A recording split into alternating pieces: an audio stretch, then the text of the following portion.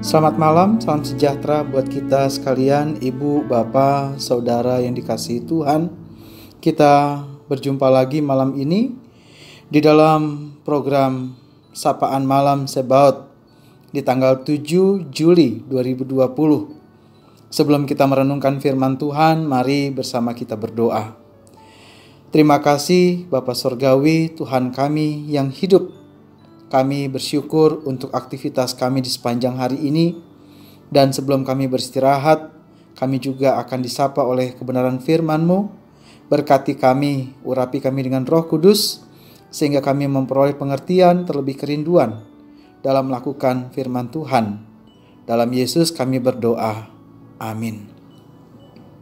Ibu bapak saudara yang dikasihi Tuhan, bagian Alkitab yang pada malam ini kita akan renungkan dari surat Roma pasal yang ke-14 ayatnya yang ke-7.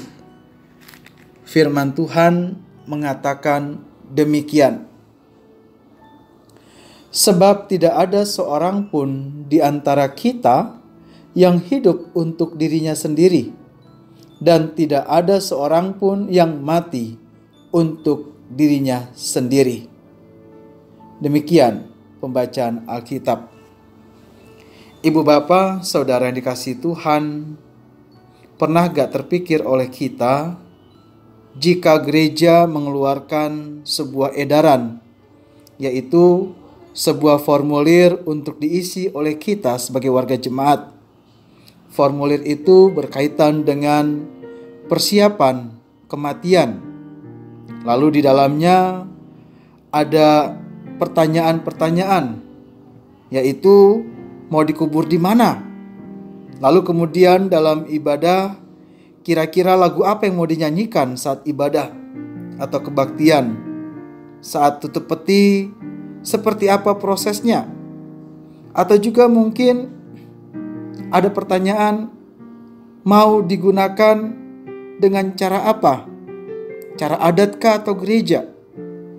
Atau kemudian juga ada pertanyaan, kira-kira nanti nisannya seperti apa? Batu nisannya tertulis apa? Kita mau dikubur bersama siapa?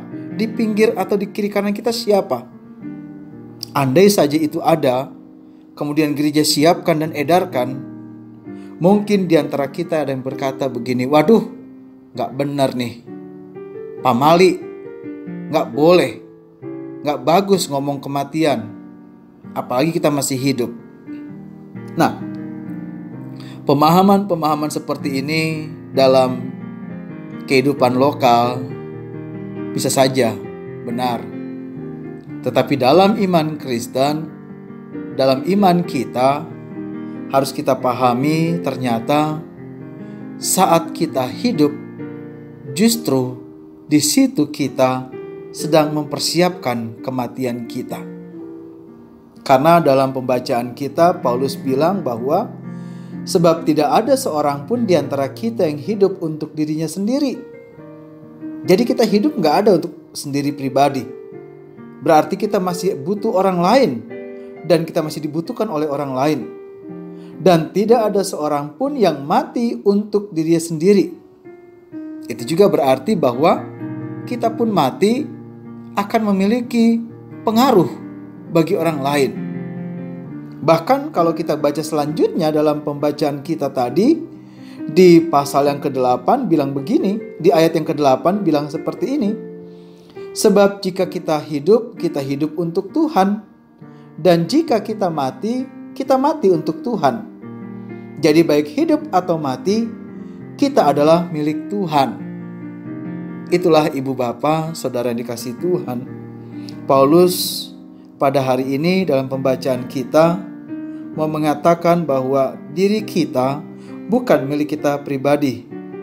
Apapun yang kita perbuat, apapun yang kita rencanakan, apapun yang kita lakukan, kerjakan, layankan, ini semua hanya bermuara untuk Tuhan.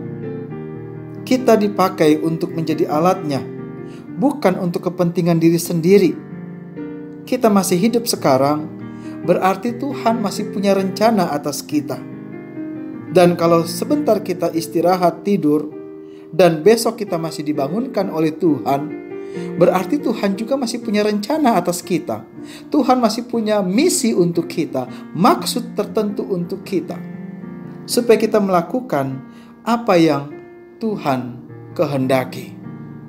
Ia mau supaya kita bekerja baginya dalam profesi apapun, di bidang apapun, bahkan di rumah tangga sekalipun. Tuhan mau kita dipakai menjadi alatnya. Ia mau supaya kita tetap berkenan baginya sampai maut menjemput kita. Tuhan sedang mempersiapkan kita yang terbaik sampai akhir hayat hidup kita.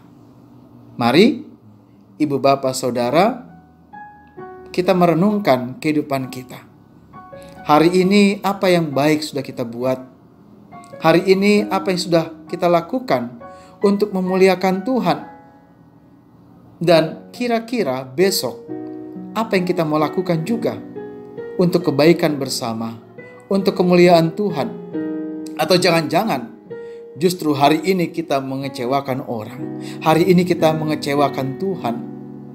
Minta ampun, bertobatlah, dan niatkanlah untuk berubah, memiliki kehidupan yang baru, menjadi orang yang terbaik bagi Tuhan dan sesama.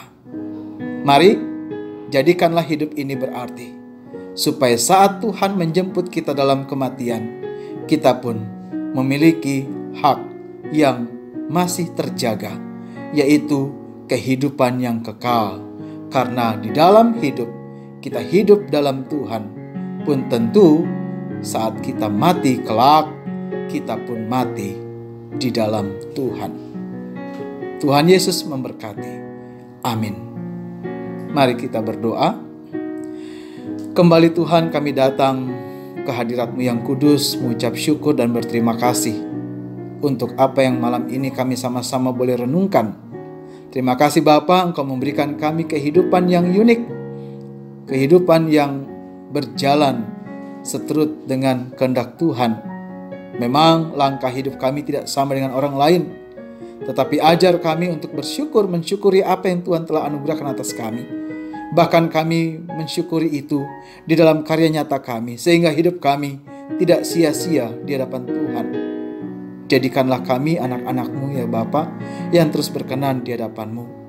Dan kami berdoa saat ini untuk mereka yang dalam keadaan sakit, mereka yang dalam proses pemulihan, baik di rumah sakit maupun di rumah masing-masing ya Bapa. Terkhusus warga jemaat-Mu di Sebaot Bogor, berkati Tuhan, supaya mereka boleh memperoleh kesehatan, kepulihan, kesembuhan dari Tuhan. Dan kami yang bimbang, kami yang memiliki keraguan, kekhawatiran akan hari-hari depan, Tuhan juga kiranya menolong menopang kami. Berkati keluarga kami, anak cucu kami, bahkan kehidupan kami selanjutnya. Kami akan beristirahat ya Bapa. Tuhan juga sertai istirahat kami, dan berikan kami istirahat yang cukup supaya kami esok hari dalam iman, kami dibangunkan oleh Tuhan, dan kami melanjutkan karya kami. Inilah doa kami Tuhan, sempurnakanlah. Berkatilah mereka yang mengasihi kami, berkati juga mereka yang membenci kami. Semua doa ini kami bawa dalam Yesus, Tuhan kami yang hidup. Amin.